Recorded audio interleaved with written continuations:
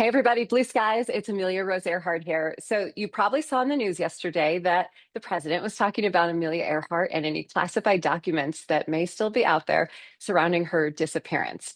Well, because we here at Nauticos are actively involved in our next search for Amelia Earhart's plane, we wanted to bring in our project manager, Jeff Morris, because he's got tons of experience in this specific topic. So if you like this sort of thing, Jeff is going to teach you a lot. Take a look at this video. Oh, today there was an announcement that there will be a declassification of records related to Amelia Earhart's round-the-world flight in 1937. Um, it, we, as Nauticos, at the very, very beginning of the project in 1995, it actually is 1997 when I actually did the work. Starting in 1997. When Elgin Long came to us with his theories about what had happened in his book, in his reference material, one of the first things we did is we spent an inordinate amount of time in the National Archives verifying that the information that Elgin Long had passed to us was correct and accurate. And Dave Jordan, the president of Nauticos at the time, also asked me to specifically look for any other records that may exist in the National Archives related to her world flight. And particularly, he was interested in making sure that there was no information or there was no real story behind things like she was acting as a spy for the U.S. government, and that she was captured by the Japanese and interned, or any of these other theories that have been out there. Was there any credible primary records related to any of those? And so I spent many, many months in the National Archives digging through every record group that could potentially have any relevance to Earhart's flight. And as most people know who've spent time in those records, is the majority of the records exist inside the Treasury Department.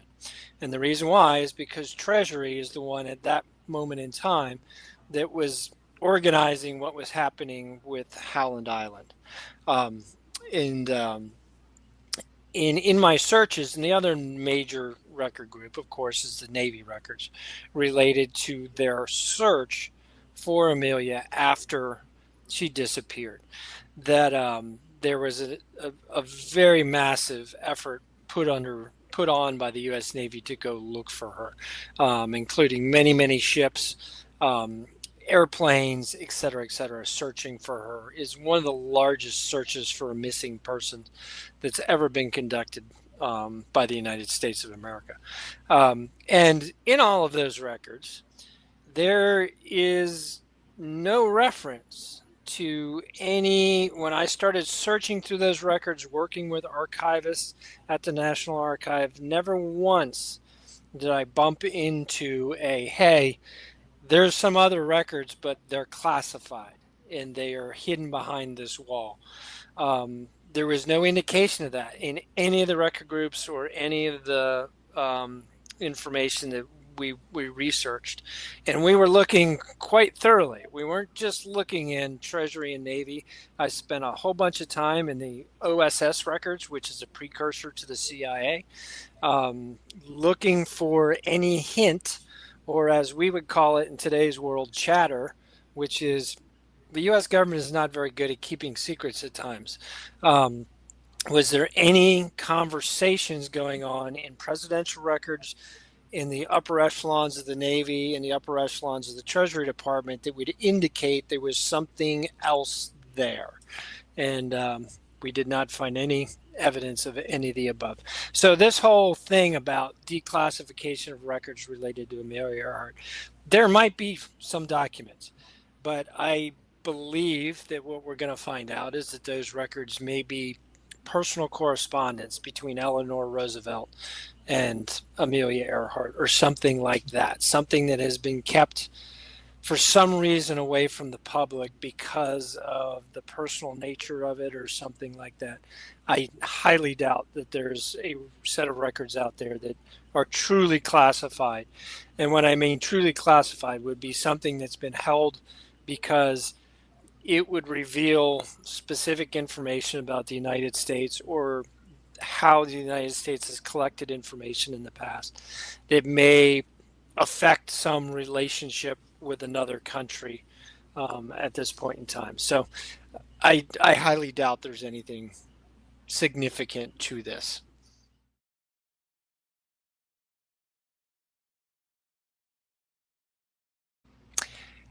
I would say it does not impact where we're at the moment. You know, what we know as is that based on our testing, we know where she was at 8 a.m. We know that she was incredibly close to Howland Island in the Coast Guard cutter Itasca. No matter what's in these records, if there are any, um, it's not going to change the fact that we know that she was very close to that at that moment in time. Now, she still has 43 minutes of flight time left. That we need to understand what happened there. And so at this point in time, it's not going to affect what we're planning and what we're moving forward with. Now, we will pay attention to these records. We will look through them and see if there is anything that has any relevance to to our efforts.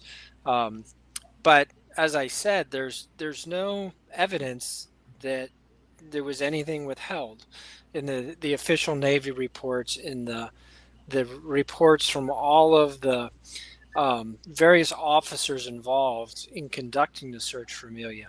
You know, we're not just talking about these upper level reports. We're talking about the day-to-day correspondence inside the search team, the the after action reports that every military officer, as they did a segment of the search, such as the aircraft flying out to these different islands and searching, those records, they recreate reports after each of those individual little events, and those all go into a sum report. But we've looked at all of those individual reports, and there's nothing that we've seen that would indicate anything other than what the Navy officially in 1937.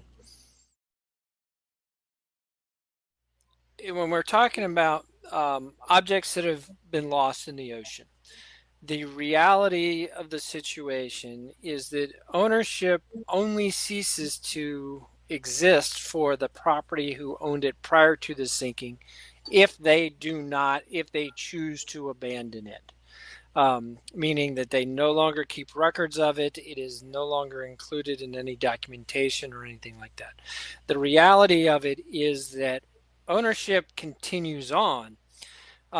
If you think about a cargo ship that's crossing the ocean and it sinks, well, when it goes down, what happens is the ship owner is compensated by an insurance company. The insurance company then takes ownership of the asset. And as long as they keep records of it, then it continues as an asset on their books, meaning that they can use it as collateral to do things like take loans out, things like that.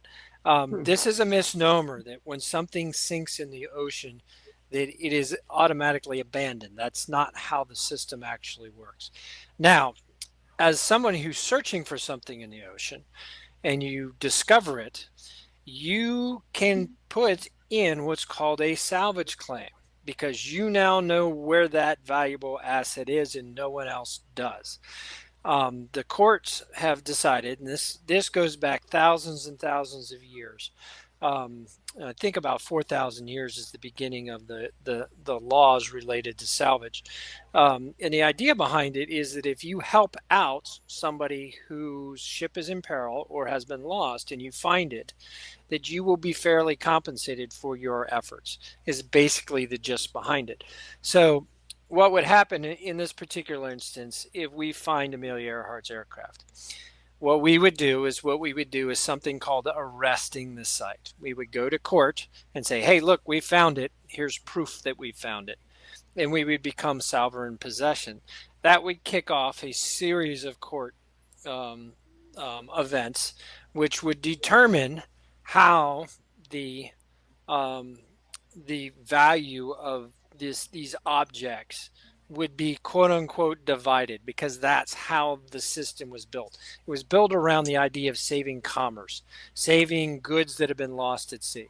The reality is, in this situation, is that we don't want the value from the aircraft. What we want is that aircraft to eventually end up in the proper repository, such as the Smithsonian Air and Space Museum. But between finding it and it getting to that repository, there's a lot of steps that would have to be taken to protect it, to protect somebody else from coming in and claiming it and then wanting to sell it or do something like that to it. And in very, very preliminary conversations with the families involved, they want the same thing. They want this aircraft to end up in a proper repository. I don't think but that's how the law would work around it. It's really treated as a possession. It's an ownership issue that will have to get sorted out. But at the end of the day, I think everybody who's involved in it at the bigger picture level wants to see it go into a national collection system, such as the Air and Space Museum.